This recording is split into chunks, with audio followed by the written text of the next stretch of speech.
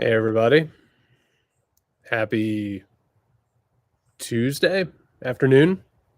What is time?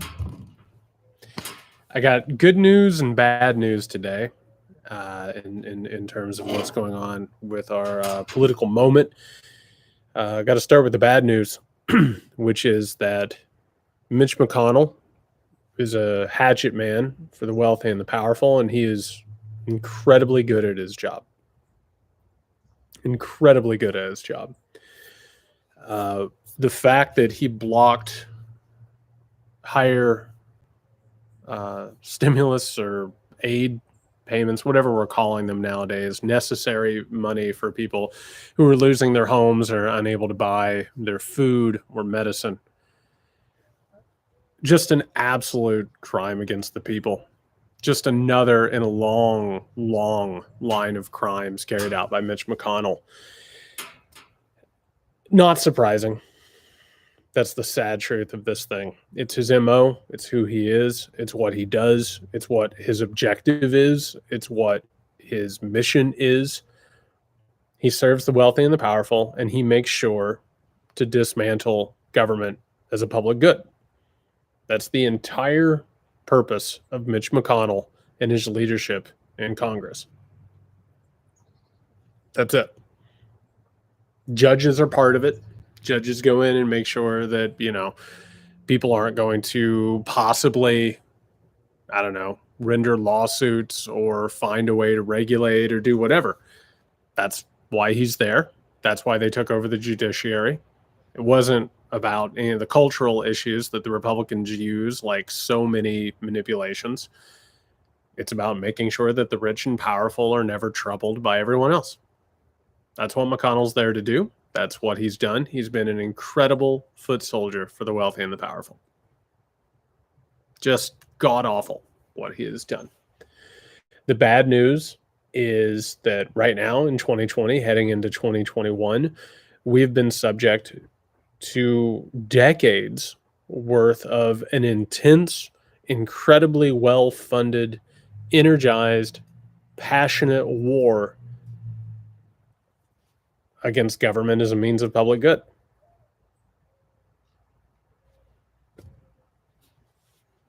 I mean, that's where we are. These people have won. They've taken over the government. They've turned it into an apparatus for redistributing wealth from the bottom to the top.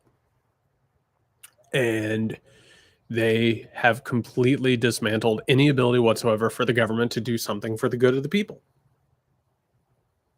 That's it. There's nothing. They have no interest in making our lives better. They have no interest in any sort of a human project, be it financial aid for Americans, combating things like the pandemic, helping our infrastructure, helping with education, helping with health insurance. None of it. Education. None of it. It is an illusory government. It is something that looks like it represents us. We can vote for people to go there and represent us, but there's nothing that can be done at that level. That is the bad news. It's one of the worst cases of bad news that you can possibly give, which is that they have succeeded in that project. It's gone on for a very long time. One of the secrets that we have to understand, what it means for GOP candidates in the Georgia races, is that Mitch McConnell took the vote away from them, which is one of the reasons why Republicans voted for it in the House, is because they knew that Mitch was going to stop it in the Senate. It was never going to even get near the candidates. And now Perdue and Loeffler are like, I don't know. We really wanted to make this happen. I'm sorry, everybody. Sorry. It is, it's been a long time coming, for decades now. It has been a situation where since the late 1970s into the 1980s, there has been the christening of a new consensus in terms of economics. And this is between the Republican Party and the Democratic Party.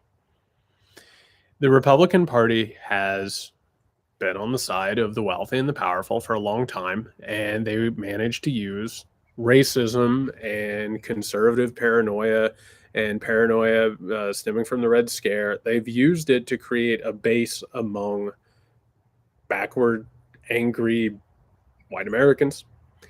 And after Ronald Reagan absolutely destroyed the Democratic Party in 2 consecutive elections, the Democratic Party said, that's fine. That's fine. We'll work with you. We'll have this consensus for economics, which is the idea that the wealthy and the powerful deserve their money, and that they are more competent than me and you and everybody else, and that the country is best served if we take the constraints off of business and let them do whatever they want to do, and the rest of us can just go to hell. There's a difference between the Republican Party and the Democratic Party. The Republican Party doesn't give a shit in terms of what happens to everybody regardless. The Democratic Party is like, well, we'll adjust a knob over here. We'll try and do this over here. We'll have some programs here and there that will help with the suffering, and hopefully we'll bring everybody up into the middle class, which, of course, the middle class has been completely eradicated and destroyed. Gone. The economic consensus remains that you can't tax the wealthy and that they should have the money and the power that they have. So we couldn't possibly do anything against them. So we end up in this place where the government no longer serves our needs. It's incapable of doing anything for our benefit. That's the bad news. And that's huge bad news. That's massive bad news. The good news, and I want to get to that.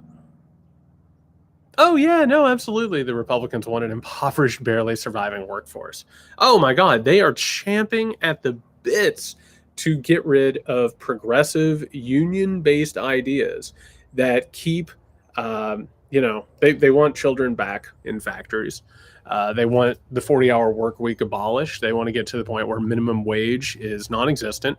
What they did in the past is, we wanted minimum wage. We wanted 40-hour work weeks. So they're like, that's fine. You can have that. And you can have your environmental regulations. You can have all these things. But guess what? We're going to move everything to countries where there is no minimum wage and there are no restrictions and all that stuff. You guys just keep going. We're going to move this factory over here. And free trade is going to make it a really nice workaround. We'll have sweatshops. We'll have those children in the factories until this country is brought to its knees. And all of a sudden, you need those kids back in the factories. It's a boomerang effect. They throw it out there. They make sure that country is exploited and taken care of. And you better damn well believe they're going to make sure this country is properly exploited. If we don't do something about it, we're going to have our kids back in factories and public education is going to be gone. Those are the stakes. I'm sorry, but they are trying to get back to the turn of the 20th century when robber barons controlled literally everything. A government was in their pockets and people were dying in factory fires because, they would just chain up the doors and make sure that no regulations existed. That's where they're trying to go with all of this. Our insecurity and our frustration, this is by design. We're supposed to be pissed off and feel powerless, like the government couldn't possibly do anything for us. We're supposed to also mistrust each other because we're economic competitors, and you're trying to take mine and I'm trying to take yours. It wants to feel like there's absolutely nothing we can do. But I think this is really, really important to point out. There are historical parallels going back to the beginning of the 20th century. And I want to give you some good news, which is this shit is becoming incredibly, glaringly obvious to people. There's just no hiding it anymore. Like, in the midst of making politics spectacle, which is what all of this is about, that economic consensus exists for the Democrats and the Republicans who believe that business should be allowed to do whatever is going to happen. Let the wealthy do what they're going to do. Let's make sure not to tax them. Let's not have regulations. Let's let the economy work and make people wealthier, particularly like the 1% wealthier who, I guess during a pandemic, while the rest of us are having trouble making ends meet, they should accumulate $1 trillion in new wealth. Well, in the meantime, like all these side cultural issues that we're fighting about, all of these show issues that shouldn't really even be issues. I keep saying this, like we shouldn't have to argue that LGBTQ Americans have rights. That shouldn't even be something up for discussion. It's absolute horseshit. And that's the other thing. It's like the abortion debate. Like that is all about dividing people and being used as like rhetorical devices. Meanwhile, Those cultural battles have brought a lot of eyeballs to the screen, and particularly Trumpism, which, by the way, worked a little too good for some of these people.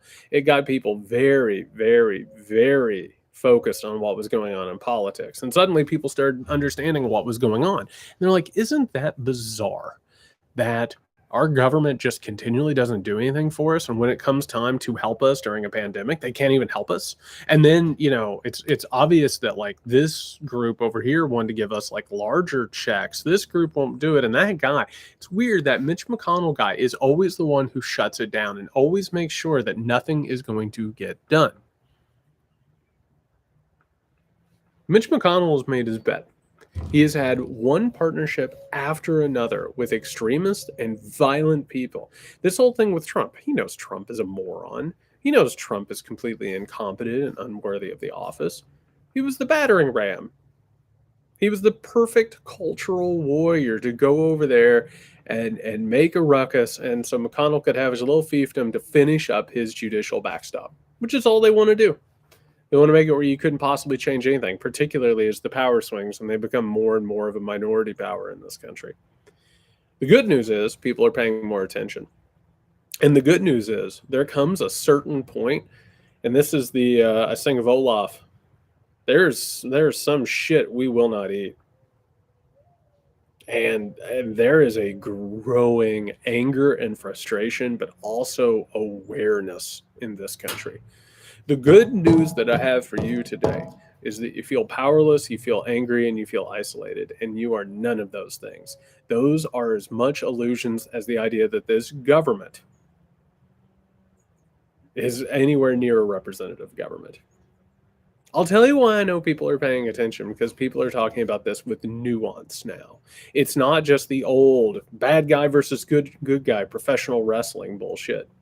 People are now talking about this stuff. They understand legislation. They understand how this stuff works. And the more that we talk about history, the more that we talk about how things have actually gotten to the point where they are, the more that we share information and we actually understand why things happen the way they are. Meanwhile, by the way, we're having this conversation with, like, historical and political context.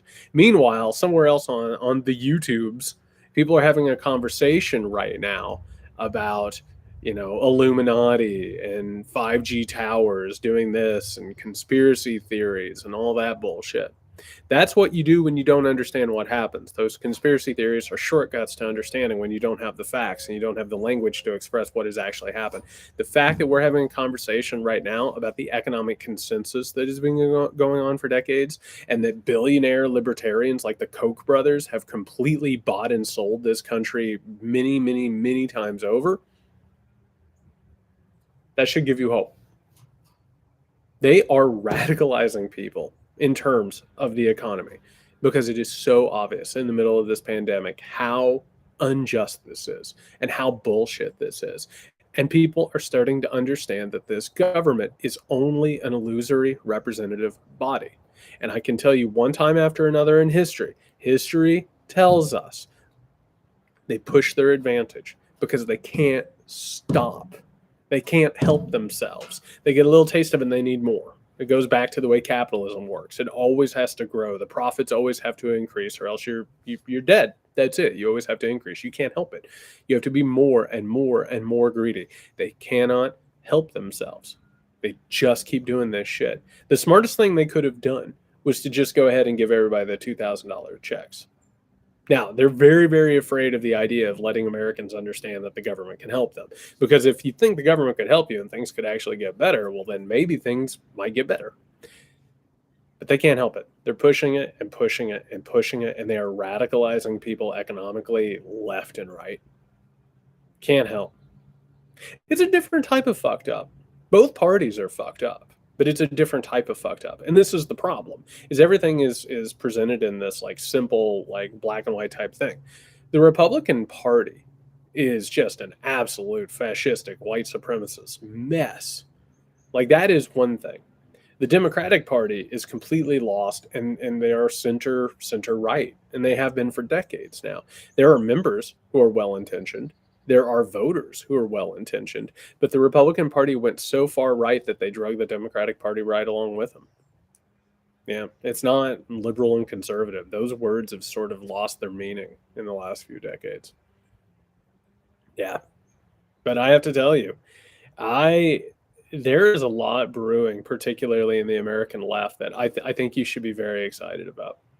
I think people are starting to understand it. They're starting to put together the pieces, and I think over the next year, I think you're going to see a lot of communities starting to put together the notes, put together the solidarity, and start trusting each other, communicating on these things.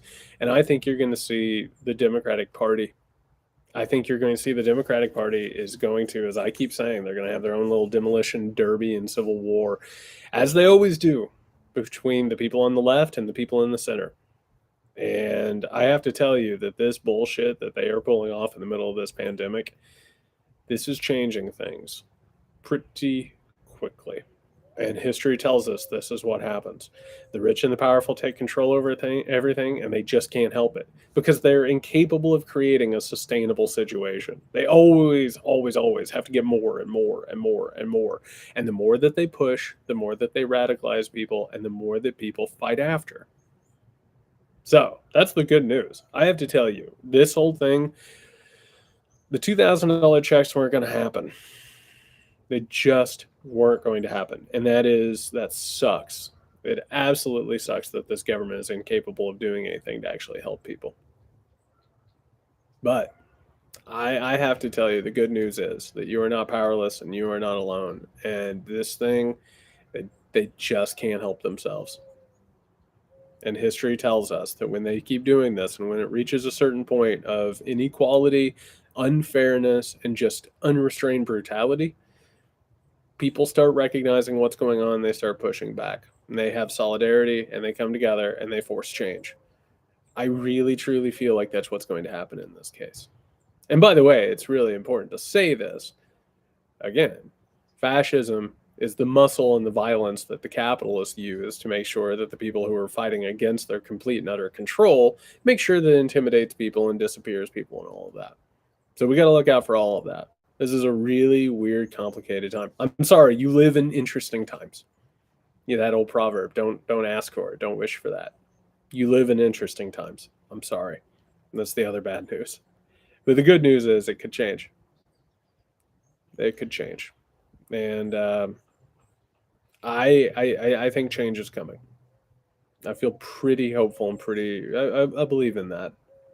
I believe in that. And I don't bullshit on here. I'm not going to give you false hope. I think something is brewing in this country right now. You should have hope. You really should. Oh, the people in Georgia are just having the same conversation. I mean, it's literally Loeffler and Purdue aren't saying anything besides saying that, they're peddling racism against Warnock and, quiet little conspiracy things around Ossoff. But that's all they got. They have no other issue. There's no other issue to have a conversation about. The Republicans don't have issues anymore. They don't have plans. They don't have any idea for a future besides turning the clock back to when whites were the most powerful, majority, and everybody else just shut up and let them do whatever they wanted to do. They have no other plan. Nothing. All right, everybody. I hope you are well. We're a couple days out from the new year. Keep the hope, keep the faith. You are not alone, and you're not powerless. People spend so much money and so much energy and so much effort trying to convince you that you are alone and you are powerless. Billions of dollars have been spent to make you feel alone and powerless. You're not. You're not. Man, what a bunch of bullshit. Just makes the mind real sometimes, doesn't it? All right, everyone. Keep the hope. Be good. Be safe.